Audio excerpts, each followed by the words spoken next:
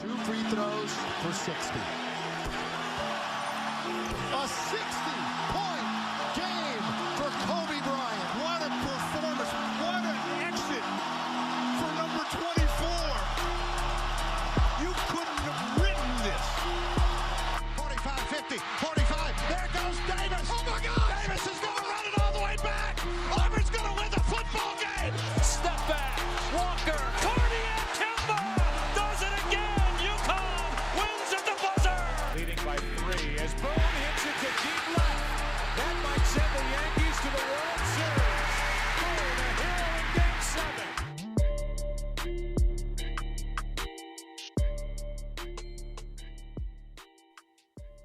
Hey everybody, welcome to episode 12 of the Aspire podcast, where we aspire to inspire you. I'm your host Tyrese B, and we have another special guest today. Our special guest today is an NFL draft analyst, a journalist, a firefighter, a former D1 college hoops player, and is a part writer for the Expand the Box Score website. Welcome to the show, Andy Singleton, man. How are you doing? Hey, listen, when you say it like that, I actually feel kind of accomplished in life. So thank you for that introduction.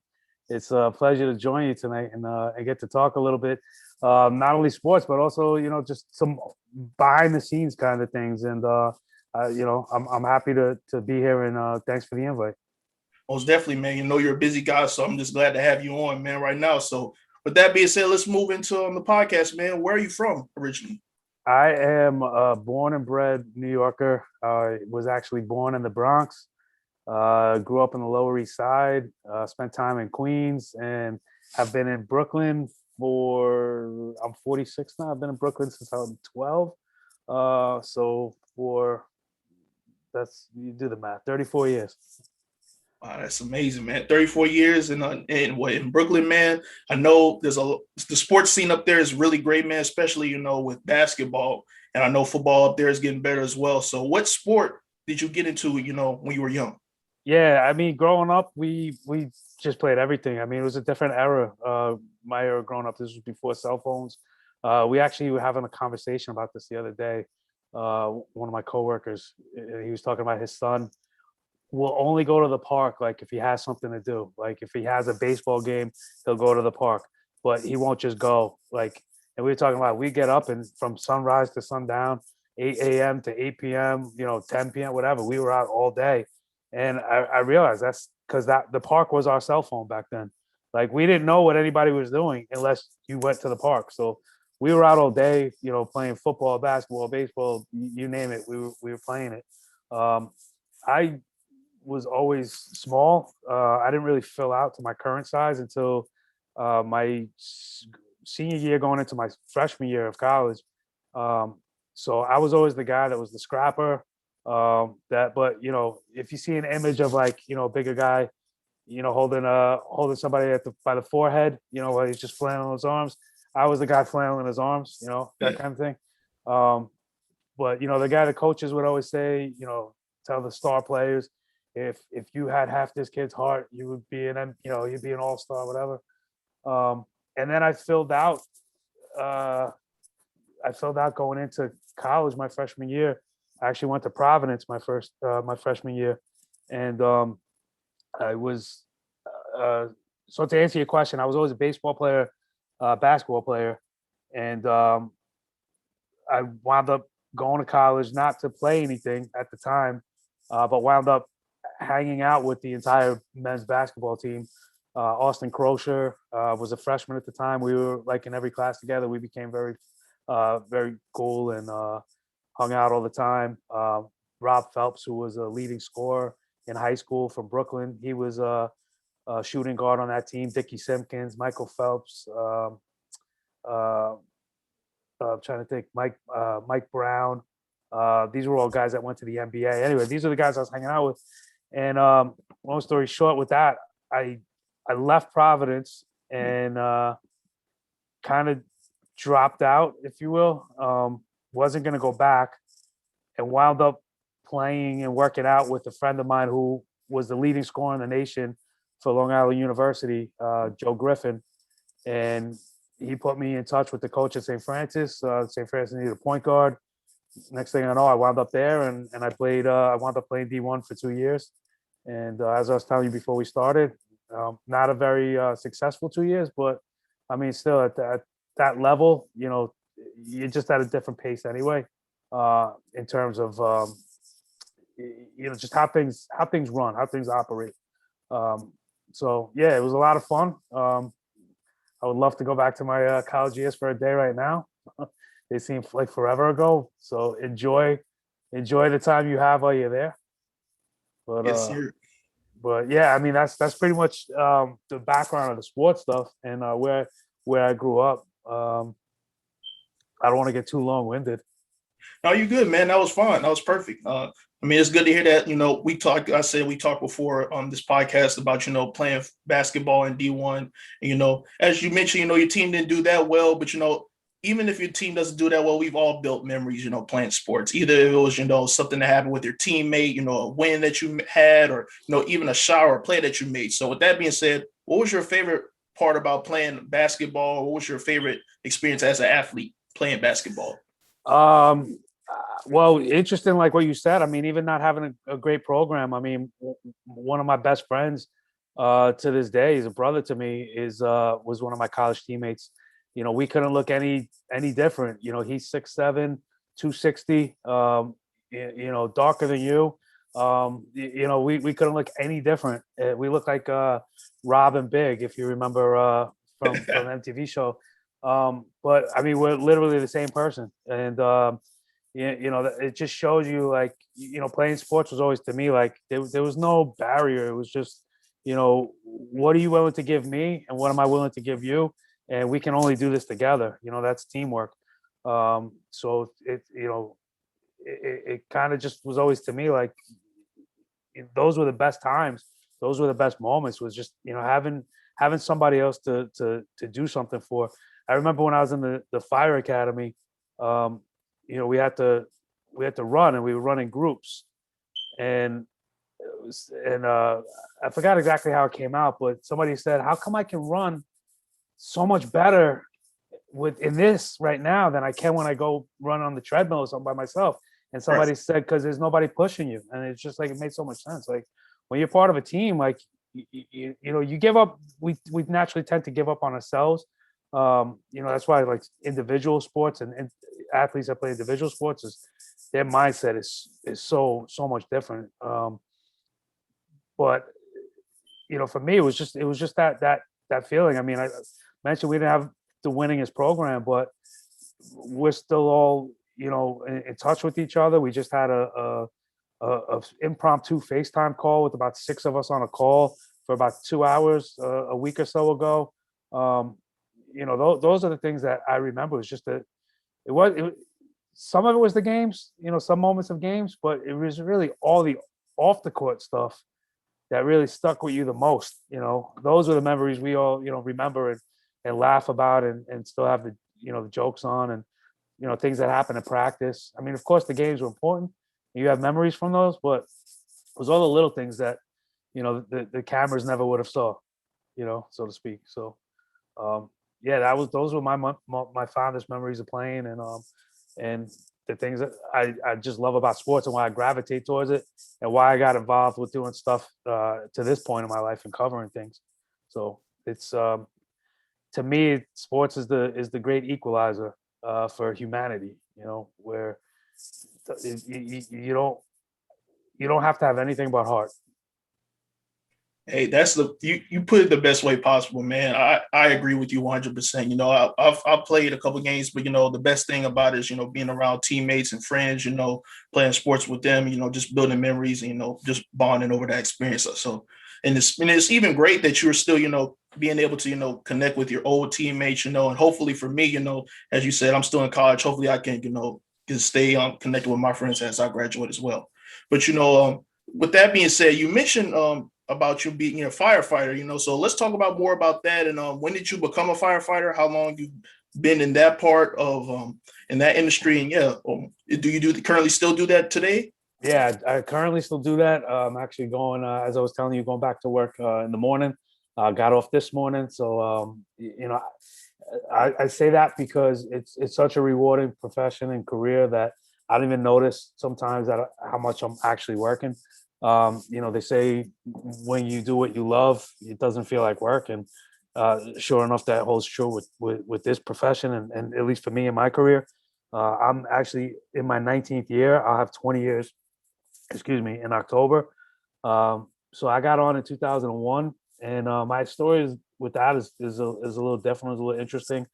Um, I was working at Enterprise Rent a Car prior to getting appointed, and I was listening to Hot 97 one day, which is the local, radio station. AJ Martinez, DJ Enough, Bro.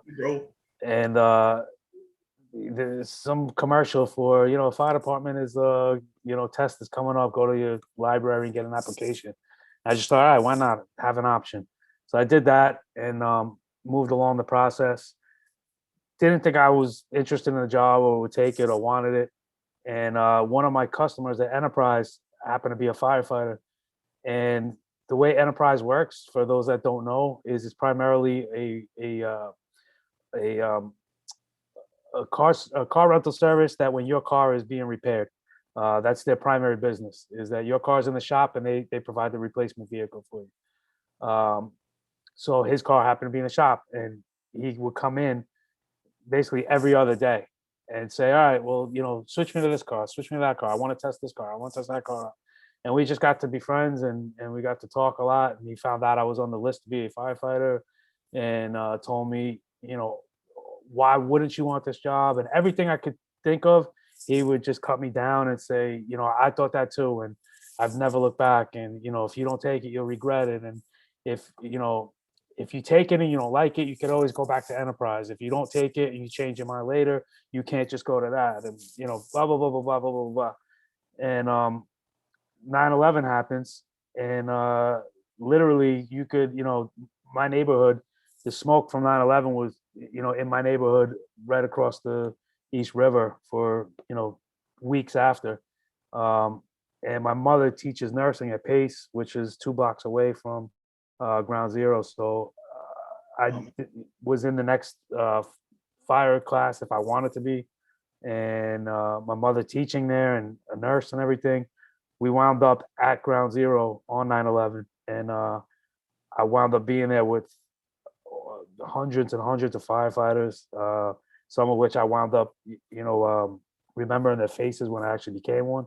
But I was there that whole first 24 hours at Ground Zero, and didn't know what to do in my life after that. I knew I couldn't go back to Enterprise. I was like, this serves no purpose to me. I don't feel like I'm doing anything. I don't feel like I'm offering anything to the world. And about 3 days later, I saw, some of the names of the guys that had passed. And one of them was Benny Suarez, the guy I became friends with, that convinced me you have to take this job. So I said, I'll take this, as an honor to him. And if I don't like it, I'll quit. But it's been 19 plus years now, and I haven't looked back one day of it. And it's been the greatest thing I've ever done and chosen to do in my life. So, just feeling like you have a purpose, even when you go to work and, nothing happens, because, you can't predict the fire. The day you go and nothing happens, you still feel like I'm here in case something happens. I'm doing something positive. And don't get me wrong, there's not a day that nothing happens, but point being, even if it's not like this crazy end of the world scenario, like right. Even if it's a calm day, you still feel like you have a purpose to be there. So it's definitely a lot more rewarded for somebody like me than selling, renting cars. Man, that was an insane story, man. Like I didn't even, when you said 2001, I wanted to ask that question, but I wanted to ask you about 9/11. But the fact about that story that you told about your friend passing away, during that time, man. First of all, I want to say I apologize. I'm my sincerity. Nothing to apologize. That's it's crazy. My wife is we have a differing opinions on what speech is appropriate at times. So for instance, I'll say something like, God forbid I die at work tonight or something like that. And it's just, don't ever say that. Don't ever say that. Why would you think that? And I say, I'm not thinking it. I'm not wishing it, but this is the reality of what my life is. I'm not blind to it either. Like, it's just what it possibly could. That's a reality that could happen. So, um, you know, yeah, it's sad and it sucks. And I miss Benny, and but without him, I wouldn't be here, and I know he touched other people's lives as well. So that's the cycle of life, and that's why I tell you, like, enjoy every moment of it. Don't waste it. Don't leave a day wasted. Yes, sir, man.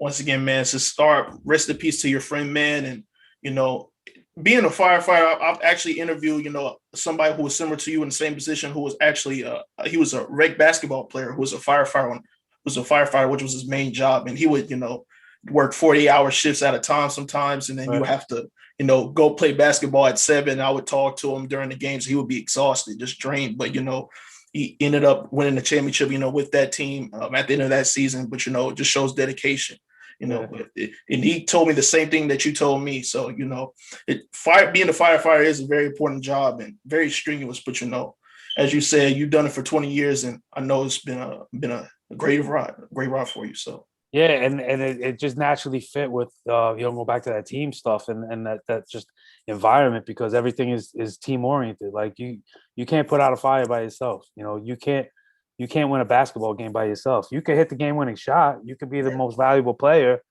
but you can't win 1-on-5.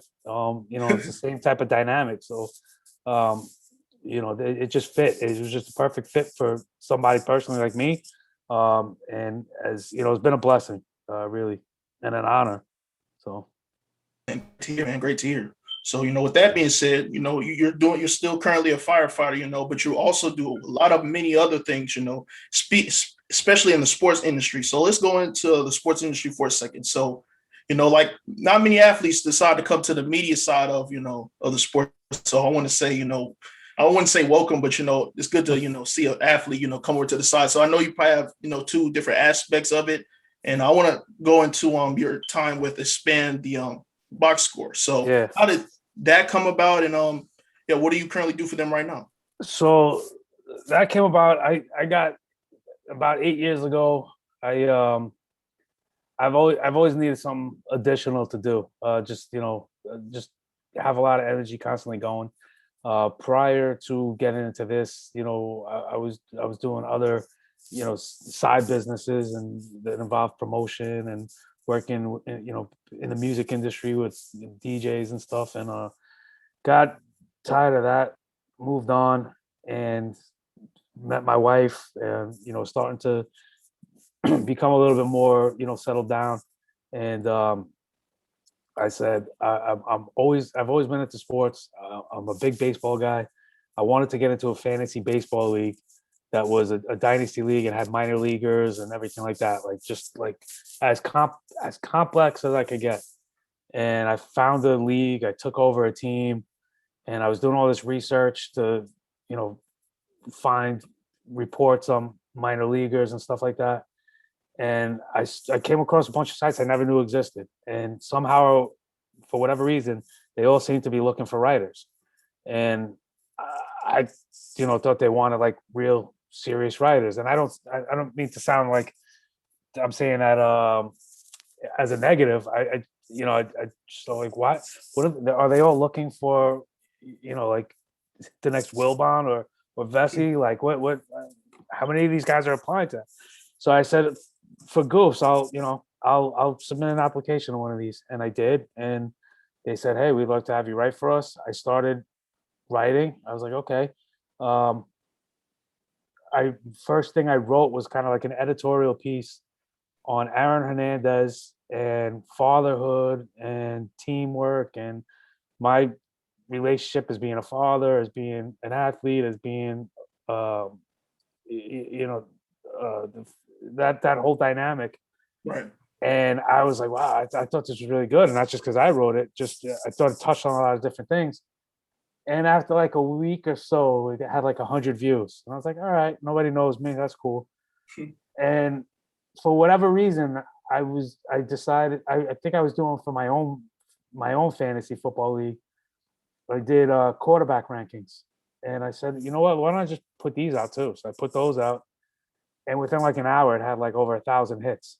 And I was like, nobody knew me with the Aaron Hernandez thing, nobody knows me with fantasy football, but 10 times the traffic in, a tenth of the time that it's been posted. So I was like, all right, let me explore this a little longer. And then that was how I got into the fantasy world of things. From there, it just kind of progressed. I kept writing more. I was back and forth between baseball and football. I got involved with doing rankings with Fantasy Pros, who does a kind of a yearly challenge, and they basically rank the rankers. So I've fared well in that. I've been a top top 5 baseball ranker for a couple of years now. Top 20-ish football ranker. I started covering the NFL draft I started going to the Senior Bowl 7 years ago, and just started covering the NFL draft from there. And we were talking, going back to all this kind of like off court stuff and whatnot. I felt like my process was always to kind of look at the cerebral things and the off field stuff, the intangibles of players. So to kind of give you a more tangible example, like last year, I loved Terry McLaurin, and Right. a lot of people didn't, and then some people started, the metric crowd, oh, well, his speed scores and this and that, but the everybody had a different take or a different reason. My reason was because when I watched him at practice, he was the nicest, most composed young gentleman when the play was over. And then when the play started, it was like he flipped a light switch, and he was a dog, and he was a competitor, and he was barking at his teammates to be better. He was yelling at guys. He was intense. He was tough. And then the play, and then the whistle blew, and it was back to, being calm and being a gentleman.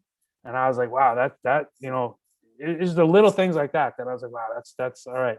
That stuck out to me, and that was why I liked him. And then, or I'm sorry, 2 years ago now, and sure enough, he has a great year, and then everybody wants to claim, oh, well, I was calling that because of his spark score or whatever. Okay, fine. Everybody has their reason, but I come at it from a different lens. Well, with the expanded box score, that got started because doing all this analysis, I wanted to put together some statistical research as well, and I was constantly looking for more advanced college stats, specifically for wide receivers, specifically being targets. And I could never easily find it. And I just kept thinking, all right, next year somebody will do it. Next year somebody will do it. Eventually I got to a point where I said, all right, why don't I just do it? And I got together with a guy I've become friends with in the industry who does data and, building spreadsheets and all that kind of stuff. And I pointed him to where I would find it, and he sourced it and got back to me like a week later and said, would this work? And it was every touch for every player, for every game for the entire season. So now we could take all that and we could sort it. So, you could say, just specifically North Texas receivers, let's look at that. Or you could say just for the Mountain West Conference, junior receivers, 5'10" or shorter, with a minimum of 5 targets or more. Like, just show me those guys. So we could take all that data and pinpoint it to as specific as you want to get, and that's kind of where it started. And then this past year, being that we're so college focused, we do offer NFL stuff as well. We have content with fantasy articles and gambling articles and whatnot as well. But this past year, I was blessed with the opportunity to add a scouting department to our website, and it was a whole team of guys in your age group, recent college graduates, that all want to get involved in the scouting world. That all want their aspirations are to be NFL scouts. So they've got to like the scouting academy. They're working for some college teams, things of that nature. And their whole goal was to put a draft guide together. And they were supposed to be working with another site. They had a fallout there. Somebody put us in touch. I spoke to them. I said, all right, why not? I got nothing to lose. And within 48 hours, I was blown away. I was like, wow, these guys are on point. They're a team. They're solidified. They're professional. They're organized. And sure enough, we just rolled along. And February 15th, we released the draft guide, which is 341 full scouting reports. on every prospect in the draft, every position, and rankings, overall big board, everything like that. And so far we have not had one negative complaint, and people have been raving about it. And now it's really just about building off that momentum and continuing to establish, the name and the credibility. So Man, that's awesome to hear, man. 341 yeah, players, that's insane. That's a lot yeah, of work. That's a lot of hours put in, man. It's not just with you, but I know your team as well. And actually, I'm glad that you mentioned the Senior Bowl, man, because I wanted to talk to you specifically about Nick Saban. So I don't know if people follow you on Twitter, but if you do, please go follow Andy Singleton on Twitter. But on your Twitter header, you're talking to Nick Saban. Now, yeah, Nick Saban has had a lot of I guess you could say a lot of crazy moments when he's getting interviewed. I guess you could say the most recent one was with Maria Taylor for ESPN, where, the whole situation where he went viral for saying, the whole thing where I'm not going to answer the question and things of that nature. So, how was your experience talking to Nick Saban? Was he a lot more nicer with you, or how did they go? yeah. So that's actually interesting because that's not actually an interview I was doing there, and I'll tell you that though. Um, I, as I mentioned, I've gone to the last several, and I've just become. I came up a Miami fan because New York City, we don't really have a college football team other than Rutgers. So when I was young, it was the Jimmy Johnson days, and Michael Irvin, and all the way up to the national title teams, the fun teams, and 2000s, yeah. yeah, and as a young New York City kid, like that was speaking my language. So uh, I just adopted them as my college team, and I've just been a Miami guy. But I've been very partial to Alabama, just in the program that Coach Saban's built. Just the level of expertise he has, how good he is at what he does, how professional he is, how much he demands out of his players, how much respect they have for him. It's just hard. The people that hate on him or criticize him, I think if you ask them honestly, they would tell you, yeah, I give it to him because I love the guy so much I hate him. You know what I mean? Like it's players even like I'm a Jet fan. For me to honestly tell you, like I don't respect Bill Belichick would be crazy. You know, Right. so I become very partial to Saban, and just going down all these Senior Bowls, just every year, just a couple more words, a couple more words, couple more words here. Coach, good year. Next year, coach, hey, great year. What do you think about this? Next year, you just start to remember faces. So that actually was just me saying what's up to him again, and congratulating him on something or asking him about somebody or whatever. And while I'm talking to him, somebody snapped the picture. Actually, it was Eric Turner who runs the Buffalo Bills website Cover Two, and he snapped the picture and he goes, "I got a great one for you," and he showed it to me. I was like, "Wow, that's awesome!" So it definitely looks more than what that actual moment was, but that goes to what I was telling you again. Like, don't leave moments on the field or on the floor on the court. Leave don't leave anything unturned. That one of my chiefs, who's now retired, is a huge Dallas Cowboy fan, and I my first Senior Bowl, I'm down there, and I'm now talking to Jerry Jones, and Snap. I'm talking to him. I said, Mr. Jones, one of my Chiefs, is a huge Cowboys fan. He goes, "One of your Chiefs, what do you do?" I said, "I'm a firefighter in Brooklyn." He goes, "Oh my God, thank you for your service. What's your Chief's name?" And I said, "John Polly." He goes, "Well, you tell Chief John Polly the Dallas Cowboys appreciate the FDNY and his and his appreciation for us or whatever." And this all could have been videoed. I just wasn't thinking that quick. I Right. actually got a selfie of him and I. And instead of taking a selfie, I could have had that whole thing recorded. He was talking into my phone. I just didn't hit recorder right there. I wasn't thinking that. So, that's what I mean. Like, don't leave those moments. Because you never know when you get another opportunity like that. So the Saban thing has just always just been, going out of my way to make sure, I said something to him, just because I appreciate him. And like I said, you see a face that you start to get somewhat familiarized with, you give a couple more and you feel a little bit more trust and openness, and that's all that picture encapsulates. Hey, well, even though it was an interview, man, it's good to see that that you still have that you're still having conversation, having dialogue with them every single year, and you're just building a relationship, and what I've learned, so far through, even though I haven't done podcasting that long, I've just started in September of last year, but what I've learned so far, the main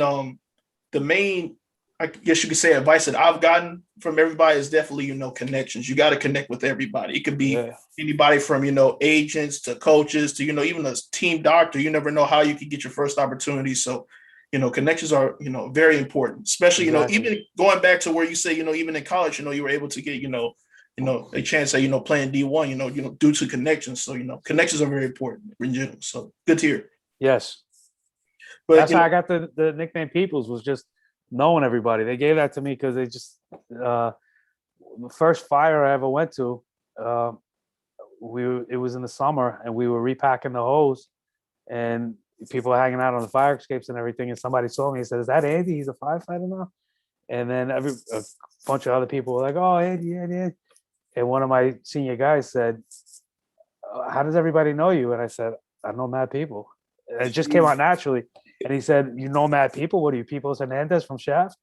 And that's how it came about. And just ever since then, it's stuck. So when I needed a Twitter handle, I just said, "All right, I'm writing now, so People's Pen." That's actually fire. That's actually a fire nickname. Whoever gave you that nickname, they're goated. So I don't know who you're listening to this, but whoever gave you that nickname is goated. Yes. and crazier, I was telling you, I guess not crazier, but it just fit across the whole board because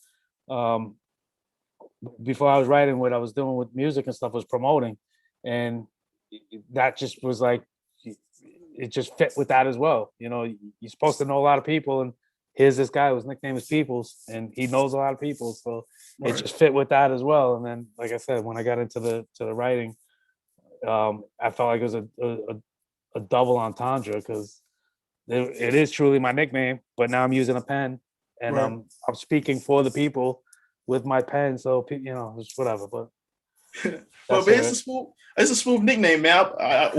You should make your own, like podcast called People's, like, that would be smooth. That would be smooth.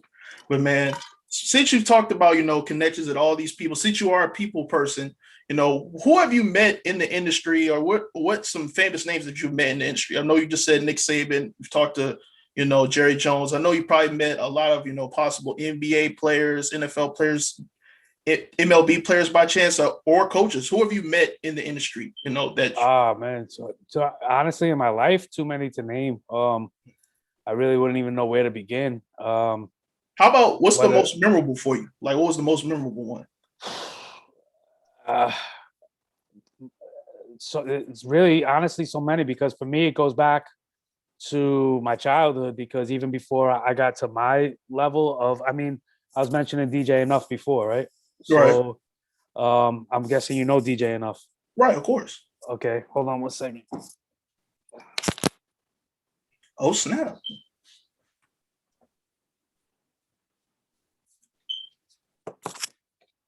So he's actually become a personal friend over the years and DJ'd my wedding.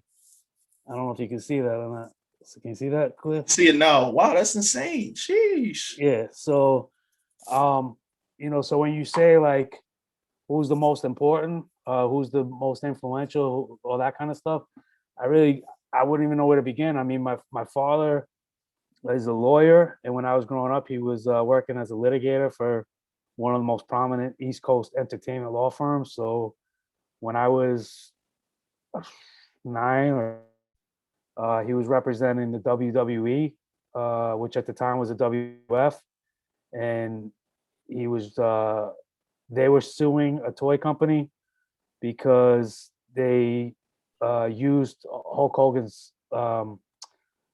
They made a Hulk Hogan figure from the Rocky movie, and without asking, so they were suing over that. So I wound up bringing Hulk Hogan and his wife lunch and sitting next to him in court for a whole day. I knew his name was Terry Bollea before the world knew his name was Terry Bollea, and I was told at 9 years old to keep that a secret. I don't know if you remember Trent Tucker. He was a former NBA player. He's famous for the shot at the buzzer on he was a Knicks player. He beat the Bulls on a shot at the buzzer. There's 0.1 seconds on the clock. I was like 11 years old, and he was coming into the office after hours with his wife, and it was about 7 o'clock in the evening, and I was leaving work with my dad, and I see him. I'm like, that's Trent Tucker, and I was like, man, and his wife is gorgeous, and I was like flirting with his wife at 11. So Trent Tucker's like, who is this little white boy, like, hitting on my wife? Like, I mean, so for me, I couldn't tell you what situation was the most prominent, but there's been a lot, and it's just been rewarding. I take them all with a grain of salt, because just because you have more money doesn't mean you're any better. Just because you're on TV more doesn't mean you're any better. Because again, going back to what I do for a living, there could very easily be a situation where I'm the most important person to you. True. So it's a balance. Like, I've never tried to feel like I'm more important than people. I know I'm better at some things than others, but I equally know there's plenty others that are better at me at things. So, I'm sorry if that was not the answer you're looking for, but I couldn't think of one specific person that I feel like, man, that made my life. No, man, no problem. And then I'll jack myself up. I should have asked a more broader question. That's definitely my fault. No, that's fine. That's fine. But that's true though. There's so many people that have affected me, to help me get to where I'm at, and I'm still trying to grow. So who knows where I'll be at in 20 years. So it's all about just here and now, and just building relationships with people, and just meeting new people. So yeah. But man, you said, we're still talking about your time at Expand, the box score. And you just mentioned that you guys released the draft guide, about all these guys we just talked about. With that being said, I want to take this time to ask you a couple of fire questions, just fire off a couple of questions about, your favorite players in the draft, and favorite players in the draft, I guess you say diamonds in the rough, things of that nature. So are you ready for it? Yeah, absolutely. All right, let's go, man. Who is your favorite quarterback going into this draft? Trey Lance. All right, who is your favorite running back? Javonte Williams. Wide receiver. This is where we get into a little because I'm probably gonna have to go with Jamar Chase, being the top guy, in that top tier. But as far as my actual favorite, personal favorite, like, sleeper, that the guy I think, people are going to wish they had more of. I don't know. I love the wide receiver position. I just feel like it's so deep. I really like Terrace Marshall a lot, and I like it even more that I've been hyping him up on Twitter. So Terrace Marshall Sr. Followed me, and I followed him back, and we've actually talked a little bit. So I now have to stump even harder for Terrace Marshall. Hey, that's a solid pick with Terrace Marshall. I would have gone with my guy. Shout out to Jalen Darden from. I did talk to you prior to this, and right. I love Jalen Darden. He's definitely a diamond in the rough. I think some people are starting to catch on to him. He reminds me a lot of a guy I actually befriended doing this as well, Richie James, who is playing for the 49ers now. He reminds me of him in a lot of ways. Just I wish he was just a little bit bigger, because I think it will hinder him a little at the next level. But I do definitely think he's going to have an impact in the NFL. He's just so tough and quick and savvy. Watching his film has been some of the best.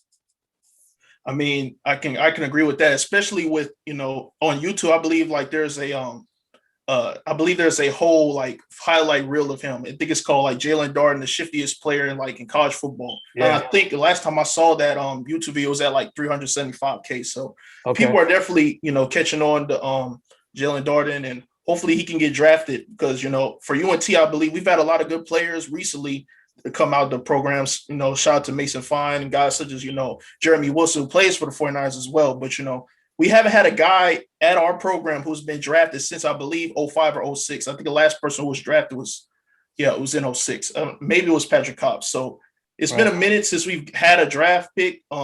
Just a guy from our, guess you say our program who's been drafted. So for him to get drafted, I know that would be not just great for him, but, for the whole program and the school as well. Yeah. I wouldn't be shocked to see anything happen in the NFL draft or any draft for that matter, but I would be pretty surprised if he didn't hear his name called. I think he's definitely gotten into it. See, one of the things I've, kind of tracked through my time covering the draft is how many players get drafted at each position each year. So what the average is, because, you can't fit a square peg into a round hole. Like it's going to be what it's going to be.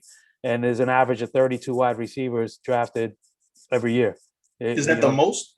No, it's an average. So I think the most has been, I gotta go back and check, but the most has been like 35. It's never been 40. Might have surpassed 35 in the last year or two. And I think the least was like 28 or something. So it's always right around 32. And I definitely think Jalen Darden's in that top 32. So I think he's a safe bet to hear his name called. But yeah, hopefully he can, man. I know this, like you just said, man, this wide receiver class is deep. As you mentioned, I believe we mentioned Jamar Chase, talking about Devontae Smith here. We haven't even mentioned Kyle Pitts. He was a tight end, but right. Kyle Pitts has been rising up the draft boards. Actually, who has been rising up the draft boards in recent? I mean, depending on what position. The other show I was just talking about, we were doing all defensive stuff. So like a guy like Jamin Davis from Kentucky, a linebacker, he's been leaping like a rocket up draft boards, especially since his pro day, and he ran a unofficial 4.37, 6'4", 235. This is like a big dude that is fast and is looking to lay the wood, so to speak, for a football term. He's aggressive and he's a tackler, and he's definitely shooting up draft boards. I think it's the interesting thing for me. I mean, obviously the quarterbacks get the most scrutiny. It's not so much who's been rising, but who's been falling. And obviously, the QBs is the hot topic. But I agree. I'm not surprised to see Zach Wilson or Mac Jones rise. I am surprised to see Justin Fields kind of drop a little because, some of the other points I was making or I've been making on different shows I've been on. Justin Fields hasn't done anything different than what you loved about him and thought was the number 2 quarterback a month ago or 2 months ago. So we start getting to this point where we just start looking to pick apart way too much.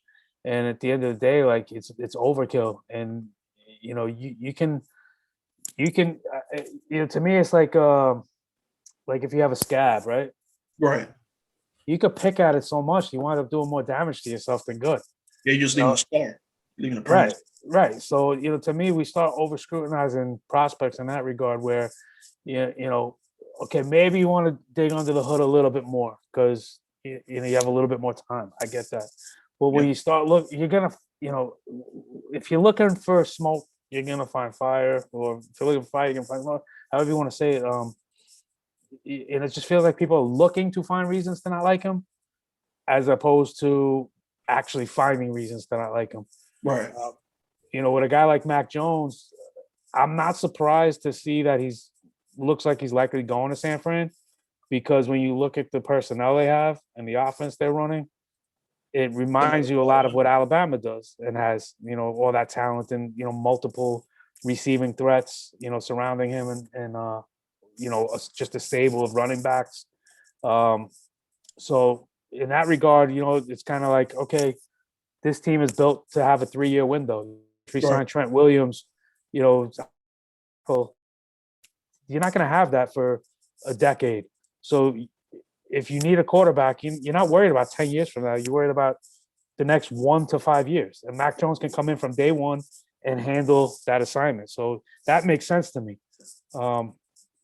Zach Wilson, on the other hand, I don't know. I can't understand why he has jumped past Justin Fields, but whatever. Hey, that's something that we could definitely see eye to eye on. I mean, I like Zach Wilson as well, and he especially this season, he's had a lot of good moments, especially in the game against Coastal Carolina. I watched that game from start to finish. He played amazing in that game. Even though they lost that game, he did come back in the second half and played 10 times better than what he played. But I don't think he's top. I don't think he's my top 3 quarterbacks right now. I would probably go with Lawrence, Fields, and then maybe Jones. But I'll put him definitely top 5 in my eyes. Yeah, I think there's a clear top 5, and I think I'm higher on Kyle Trask than even a lot of people are. Agree. But it's like we were talking about before. I think I feel like there's a lot of people, for whatever reason, whether it be for the gram or whatever it's for, they are not as honest as they should be. It's like I said before. I can't honestly tell you I don't respect Bill Belichick. It'd just be a lie. So I think people look for these hot takes more than what they actually believe themselves. Right, I agree. Sometimes we, like as you said, we read into players too much. We kind of overdo it. We kind of when we should just leave it be. Sometimes there's a saying, if it ain't broke, don't fix it. So exactly. Man, but with that being said, man, Andy, thank you for coming on the show, man. I appreciate you for being on here and talking basketball. I mean, not basketball. I'm sorry about that. Well, no, we talk basketball too. We talk a lot. Well, let's say in that case, then let's talk about basketball real quick for a second. No, we did talk about basketball, but we could talk more. Let's talk about. I guess you could say let's talk more about fantasy wise. I know you say you're a ranker in MLB, football, and also basketball. No, I don't touch the fantasy basketball. You don't touch the fantasy basketball? No. Me and you, same, man. I can't deal with fantasy basketball. It's too hard for me, man. That's a different beast. That's a different beast. It's just too much going on. I can't handle so much. That's like I also like soccer. Like I'm South American, and I mean I'm born and raised in New York, but ancestry South American. So I like soccer too, but I really only get involved during the World Cup. Gotcha. So there's just too much going on. I don't maintain it. So the rest of the 3.5 years that there's no World Cup going on, I'm not talking soccer. And then once World Cup comes around, people are like, how do you know all this about soccer? And I'm like, I do pay attention to it. I just don't pay attention every day to it. So that's true. Fantasy basketball, that's how I see it. I watch the NBA, I watch college. I know what's happening. But I can't commit the time to analyze it as far as the fantasy lens, because now it's getting a lot deeper with efficiency, per minutes played, and all that kind of plus stuff. minus all that. Right? Yeah, and then the other thing too is with so many NBA players are sitting out more games, and injuries seem to be lingering longer. Right. Guys aren't playing hurt as much. So, there's a lot more opportunity for guys you wouldn't normally expect to be getting minutes.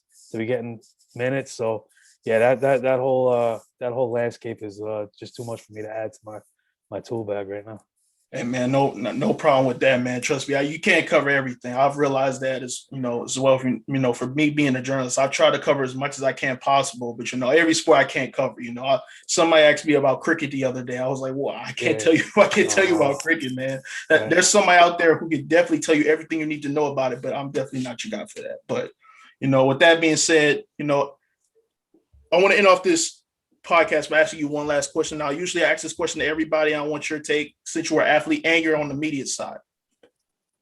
If you could give any advice to anybody who's my age, that's, in high school, who is thinking about possibly coming into this industry and, making a name for themselves, even if it's as an athlete, on the physical side of it, or in the media side, what we're doing right now, making a podcast, just talking about sports and that nature. So with that being said, what advice could you give to athletes or media people coming into the sports industry very soon? Yeah, I would say one of the hardest things in life is to find something you truly are passionate or love and try to make it work for you. But do something that you enjoy. Don't force something. If it's not there, it's not there for a reason. Make sure you enjoy what it is you're doing, and do it the way you enjoy it, and do it honestly. Have patience in this life too. It doesn't have to come immediately. Sometimes, the best things come to those who wait, and there's really no such thing as an overnight success story. It just doesn't happen. You look at anybody that you didn't hear of last week, and all of a sudden they're trending on Twitter. Go look at their history, and they didn't just get there today. They've built up to that point. So there's don't get me wrong, there's occasional, but it's very few and far between the overnight success stories, the instant star, if you will. So enjoy it, and don't do it for you. Don't do it for anybody else. And if you're doing it with that vein, it's going to be honest and genuine, and the people will find you. The people will come. So do it for yourself, and do it for what you enjoy and what you would want to see out there. And the last thing I say is, don't be so immune to criticism. Be open to it, because a lot of it might not come out the way you want to hear it, but a lot of it, if that's what somebody's thinking and they're telling you that, maybe it didn't come out as a nice form of criticism, but it meant that they were thinking it, which means maybe you should rethink how you're presenting something. And that's great advice, man. Inspirational advice, going forward. I'll definitely take that going forward. If anybody else wants to hear that advice, man, definitely take that going forward. Because, as you said, patience is key. And, especially coming from me, I always want to, try to do the best I can. I see other, businesses, or I don't want to throw any shade, but and not any shade really, but shout out to, places such as, Expand the Box Score, Pro Football Mania, and even, I-90 and into the lab. So all those guys I just mentioned, all great and pregame HQ as well. Shout out to them boys as well. But all those people, they've grown over time. It wasn't just no. So at the end of the day, I think that's great advice going forward. So if you're a journalist or if you're an athlete, listen to that. Take that however you may. And with that being said, thank you for tuning in to this episode of Spire Podcast. Y'all, I want to thank Andy Singleton for hopping on with me once again. And with that being said, feel free to like and comment, subscribe if you're watching this on YouTube, or if you're listening to it on audio, Spotify or Apple Podcasts, or even Anchor by any chance. Feel free to make sure to like and comment, subscribe. We have 2 episodes coming out very soon. But with that being said, until then, guys, stay safe, stay Spire.